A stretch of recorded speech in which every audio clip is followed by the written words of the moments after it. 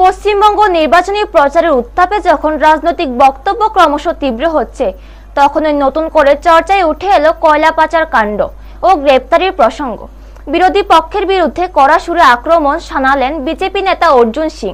সোমবার রাতে দিল্লি থেকে তৃণমূল কংগ্রেসের আইপ্যাকের এক শীর্ষ ডিরেক্টরের গ্রেপ্তারির ঘটনাকে সামনে এনে মঙ্গলবার সকালে বিস্ফোরক মন্তব্য করেন নোয়াপাড়ায় বিজেপি প্রার্থী অর্জুন সিং।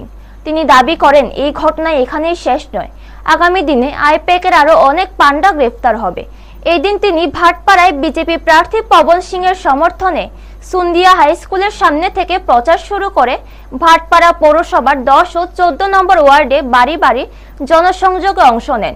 প্রচার চলাকালীন তিনি বলেন, চুরি ও দুর্নীতির সঙ্গে যারা জড়িত তাদের কাউকেই ছাড়া হবে না, একে একে সবাই আইনের আওতায় আসবে। পাশাপাশি নিজের পুত্র তথা প্রার্থী পবন সিং এর জয় নিয়েও আত্মবিশ্বাসী অর্জুন সিং। তিনি জানান, সাধারণ মানুষের ব্যাপক সমর্থন রয়েছে এবং বিপুল ভোটে জয়লাভ করবেন পবন সিং। এই মন্তব্যকে ঘিরে ইতিমধ্যেই রাজনৈতিক মহলে শুরু হয়েছে জোর চর্চা। ব্যুরো রিপোর্ট, নিউজ তৎকাল 24।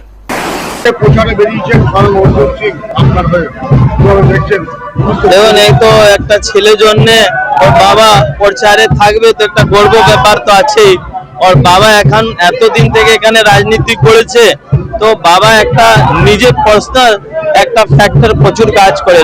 মানুষের সঙ্গে যা চেয়ারম্যান ছিল 10 বছরে, ফির কত বছর 20-20 বছরে এখানে বিধায়ক ছিল, তো বাবা একটা ভালো কানেক্টিভিটির লোক সঙ্গে আছে।